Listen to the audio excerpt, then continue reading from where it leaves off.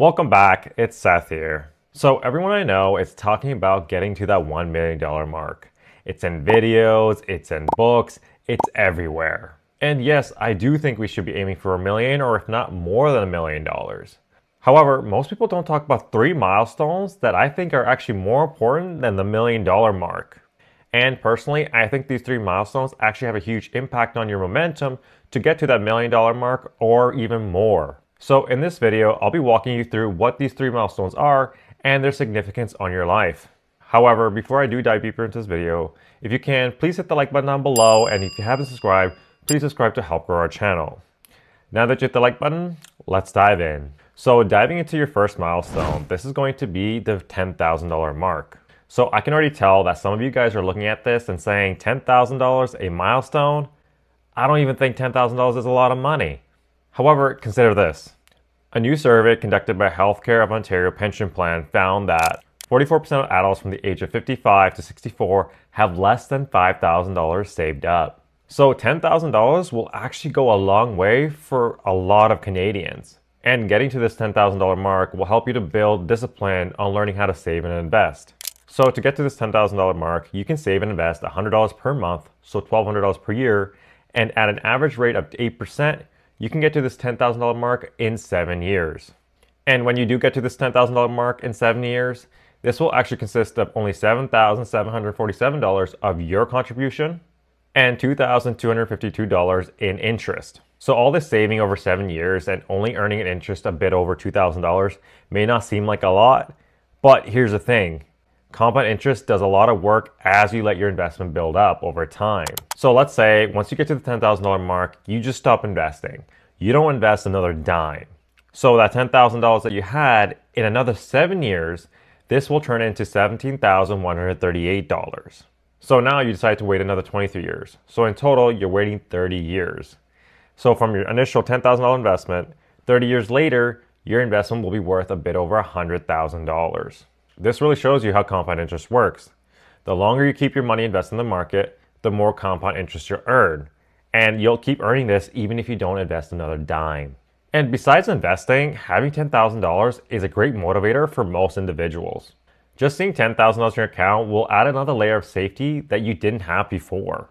Like we discussed earlier, a huge portion of Canadians don't even have $10,000. They don't even have close to $5,000. But by having this $10,000, this will motivate you to work harder because you're actually seeing the progress being made. By having $10,000, you can turn stress into strategy. This will now make you realize that you're actually building a cushion for yourself. And now you can focus on creating strategies on how you can create wealth faster. Also, $10,000 can be a lifesaver. By having this cushion of $10,000, you'll realize that you can almost tackle any life emergencies that come your way. So by having $10,000, you'll feel protected. And lastly, the $10,000 helps you break a ceiling. This $10,000 really starts the momentum of you building further, and it'll help you to build a larger foundation. Now, talking about a larger foundation, this takes us to the second milestone, and this is the $100,000 mark. So let's say you have $100,000 saved and invested in the market, and you get a 10% return. On your 10% return, you're going to make $10,000. Now, let's say instead of $100,000, you only have $1,000 saved and invested. At $1,000 with a 10% return, you're only going to make $100. So what this example really shows you is that how important it is to have more money invested so that it can go out and work for you to make you a larger return. If you only have $1,000 invested and you make $100 on that investment, that $100 you can easily cut some expenses, flip something on Facebook or eBay, and make that additional $100 in that given year. However, $10,000 is much harder to do. You can't really cut your expenses that much, and most people don't have an additional income that would generate $10,000 in a year. So this is the classic saying that it takes money to make money. So the more you invest, the more you'll actually end up making. And in terms of compound interest, the difference is much larger than you may think. Let's say we take our first milestone, so $10,000, and we get an average rate of return of 8%. To take $10,000 to $100,000 without investing any additional money, it'll take you 30 years. Now, let's say with $100,000 with the average rate of return of 8%, and you not investing another dime into your investment, to get to the next $100,000, so $200,000 mark, it's only going to take you 9 years. So 21 years less. That is how much power compound interest has. Most things in life will reward effort quickly, such as cooking a meal, which you can cook under an hour, or cleaning your house, which give you satisfaction right when you're done cleaning, or finishing a task like cleaning your dishes. You can clean your dishes and you'll see the results right after. However, investing is different. With investing, there's a huge delay. So let's say that you've saved and invested $100,000 by the age of 35, which is quite doable for a lot of individuals. And now you want to stop investing. So in another 30 years, by the time you're 65, your $100,000 will turn into $1 million.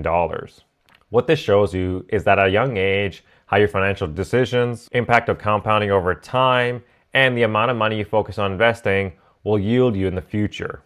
Real investing is for the long term, and the progression is really slow. However, you'll get real results, but you need patience. And if you're wondering how long can it take me to get to the $100,000 mark, I would say it's reasonable to assume that it would take anywhere from 6 to 8 years. 6, 7! I almost wanted to say 6, 7 years. 6, 7, 6, 7. So if you're at the age of 25, you can get to $100,000 by the age of 33. And at the average rate of return of 8%, you have to invest $750 per month to get to $100,000 by the age of 33. And if you want to get to $100,000 earlier than 33, then you would have to invest more than $750 per month to achieve this goal. Now that we've gone to 2 milestones, I think the third milestone is really important that puts you on track to financial freedom, and that is $750,000. Yes, $750,000 is the next milestone, and I think this milestone holds a lot of weight that a lot of people don't really think about, especially if you're Canadian, and I'll explain later why. At $750,000, your portfolio is doing all the heavy lifting. It is compounding money way more than ever before. It's almost like as if the Federal Reserve is just printing money. At $750,000 with the average rate of return of 8%, you're generating a return of $60,000.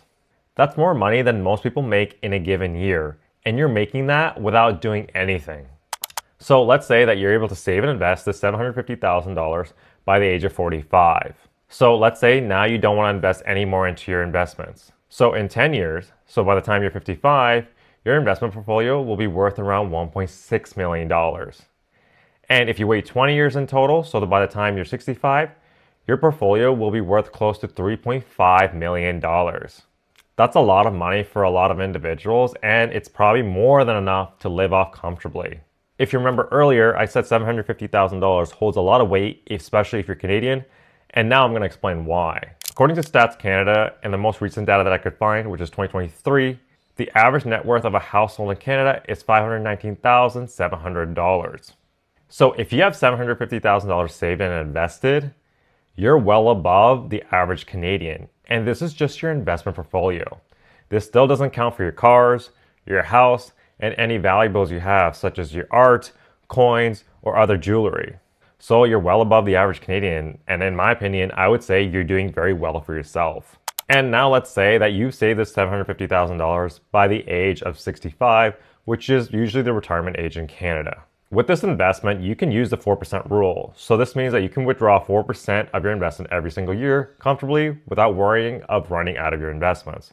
So 4% of $750,000 will give you $30,000 comfortably every single year. So now here's the thing. In Canada, you get old age security, which is $742 per month for individuals from the age of 65 to 74, and over the age of 75, you'll get $816 per month. Also, if you've worked a job in Canada and contributed towards a CPP, which is the Canadian Pension Plan, you will be entitled to receiving CPP every single month. New beneficiaries of CPP will get $803 per month, and the max amount you can get is a bit over $1,500 per month. So now, let's say you're withdrawing $30,000 from your investment every single year, and you're getting your old age security of $742 per month, which is $8,904 per year. And for CPP, let's say you're getting the lower amount of $803, which is going to be $9,636 per year. So in total, you'll be making $48,540 per year. So I'm not saying that this amount is going to give you a lavish retirement or a super comfortable retirement. However, if you paid off all your liabilities, such as your credit card debt, car loans, and your mortgage, which should be your goal anyways by the time we get to 65, this $48,000 will go a long way. And now let's say you have a partner who also has saved and invested $750,000. They'll also get old age security, and if they worked in Canada, they'll also be receiving CPP. Now you're looking at a household income of over $97,000. With no liabilities, this will give you a very comfortable retirement.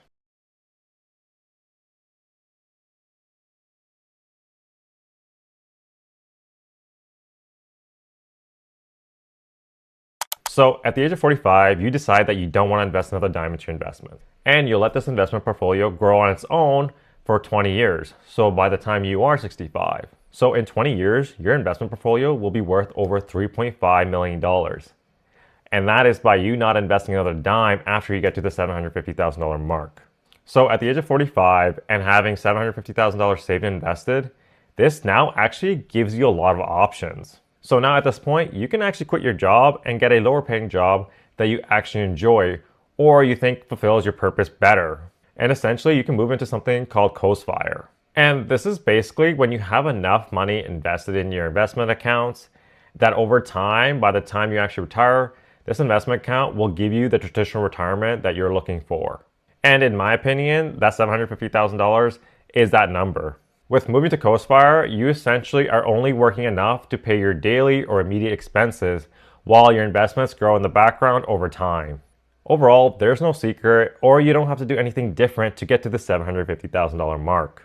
It is the same discipline you build to get to your first $10,000 mark, which will take you to your $100,000, and then to your $750,000, and eventually even farther to $1 million and more. And one thing that's common among individuals that do build this discipline and build their portfolio over time, it's that they don't let lifestyle inflation get in the way of achieving their goals. So if you can get to your first $10,000, I can absolutely assure you that you can get to that $1 million mark no matter what. So I hope you guys enjoyed this video and you learned something about these milestones.